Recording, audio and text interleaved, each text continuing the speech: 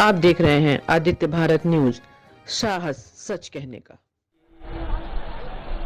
माधवगढ़ के हमारे समाजवादी पार्टी के प्रत्याशी राघवेंद्र प्रताप जी, कालपी के समाजवादी पार्टी के प्रत्याशी विनोद चतुर्वेदी जी, उरई समाजवादी पार्टी के प्रत्याशी और गठबंधन के प्रत्याशी दयाशंकर वर्मा जी, दीपराज गुजर जी, महेंद्र कठेरिया, आनंद यादव जी, अजहर बेग साहब, सौरभ खां जी, धीरेन्द्र यादव जी, अनिल वैद जी, राष्ट्रीय लोकदल के नेता शैलेंद्र यादव, नारायण दास अहिरवार, केशवेंद्र सिंह हरिओम उपाध्यक्ष और पार्टी के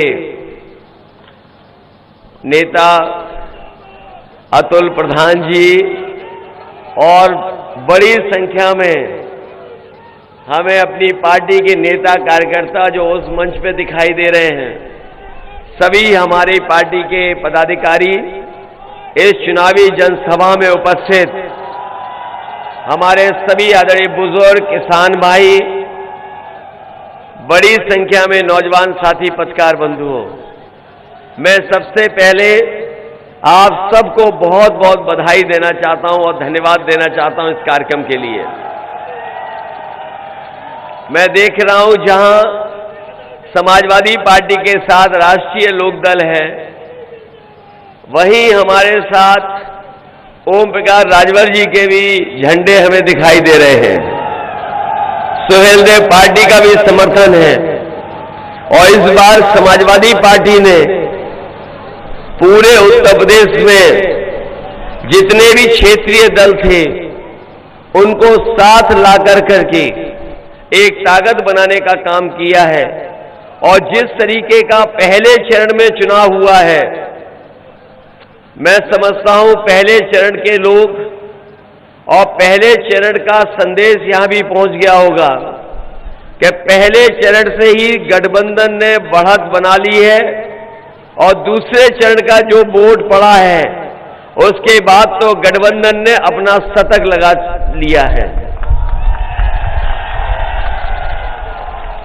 ये चुनाव तीसरे चरण का है और मैं ये कह सकता हूं कि तीसरे और चौथे चरण के बाद जो मतदान होगा उसके बाद दूसरा शतक भी समाजवादी पार्टी और गठबंधन के पक्ष में लग जाएगा।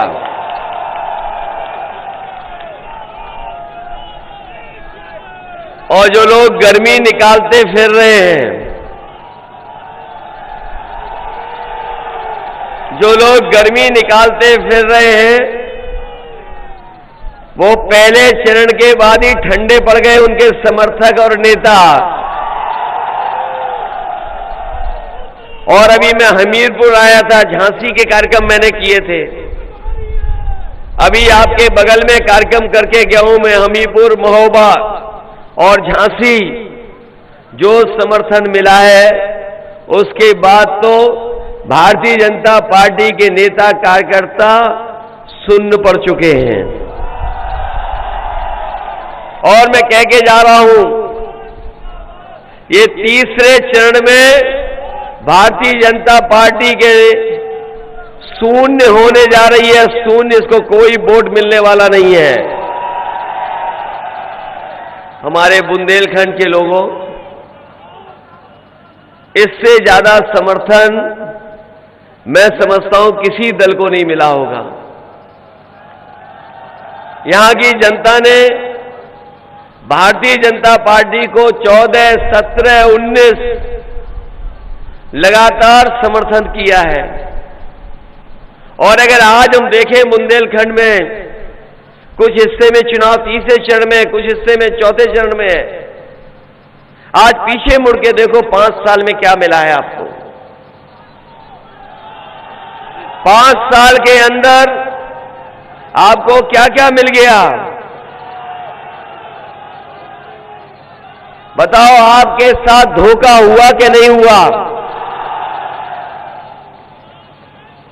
इतना बड़ा धोखा बुंदेलखंड की जनता के साथ शायद किसी दल ने नहीं किया होगा जितना बड़ा धोखा भारतीय जनता पार्टी ने किया है। मैं इनके नेताओं के भाषण सुन रहा हूं, मैं इनके नेताओं के भाषण सुन रहा हूं। बगल में ही बाबा मुख्यमंत्री जी आए थे, उनका मैंने सुना। उन्होंने कहा कि उन्होंने न जाने क्या क्या बुंदेलखंड को दे दिया है। बताओ बुंदेलखंड के भाइयों बहनों नौजवान साथियों, क्या मिल गया आपको? क्या आपकी आय दोगुनी हो गई? आप इनका घोषणा पत्र उठा करके देखिए। हमारे पत्रकार साथी जानते होंगे, ये वही लोग हैं जो कह रहे थे कि किसानों की 2022 तक आय दोगुनी हो जाएगी। बताएं हमारे किसान भाई, आय किसी की दोगुनी हो गई हो? और जो सरकारी खरीद में जो कीमत मिलनी चाहिए थी आपकी फसल को, एमएसपी, ये सरकार एमएसपी भी नहीं दिलवा पाई। धान की लूट हो गई और कमाई आदि कर दी। महंगाई इतनी बड़ी है जिसकी कोई कल्पना नहीं कर सकता है। बताओ डीजल पेट्रोल महंगा हो गया कि नहीं हो गया? और जब खाद की बोरी लेने गए होंगे, डीएपी की बोरी लेने गए होंगे किसान भाई, बताओ बोरी मिल गई आपको खाद की कि नहीं मिली? और जब बोरी लाए भी होंगे तो उसमें भी 5 किलो की चोरी हो गई कि नहीं हो गई? 5 किलो की चोरी केवल खाद में नहीं हुई है। याद कीजिए, आपके ऊपर 2017 में नोटबंदी कर करके बताओ आपके पैसे को बैंकों में जमा करा लिया और बाद में बैंकों से बड़े बड़े उद्योगपति पैसा लेकर के भाग गए कि नहीं भाग गए? आपका पैसा जो जमा था बैंक में उसकी चोरी हो गई कि नहीं हो गई? और अभी कुछ दिन पहले एक उद्योगपति 28 बैंकों का पैसा लेके भाग गया। ये पढ़ा कि नहीं पढ़ा अखबारों में आपने? जानकारी मिल गई कि नहीं मिल गई कि 28 बैंकों का पैसा 22,000 करोड़ से ज्यादा एक उद्योगपति पैसा लेकर के भाग गया। और ये पहला उद्योगपति नहीं है जो पैसा लेकर के भागा हो। आप बताओ, भारतीय जनता पार्टी की जब से सरकार बनी है बड़े बड़े उद्योगपति बैंकों का पैसा लेकर के भाग गए कि नहीं भाग गए? और जो भागे उद्योगपति वो कहां के हैं? कहां के उद्योगपति हैं जो पैसा लेकर के भागे हैं? बताओ, इनको उत्तर प्रदेश से बचाओगे? उत्तर प्रदेश को बचाओगे कि नहीं बचाओगे? न केवल उत्तर प्रदेश को बचाओ बल्कि अपने खेतों को भी बचाओ अन्ना जानवरों से। तार लग गए कि नहीं लग गए? तार लगाए किसानों ने रात भर जग करके।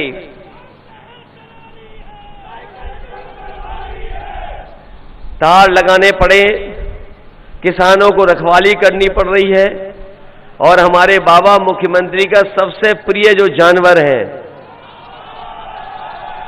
बताओ टक्कर मार करके लोगों की जान ले रहा है कि नहीं ले रहा है?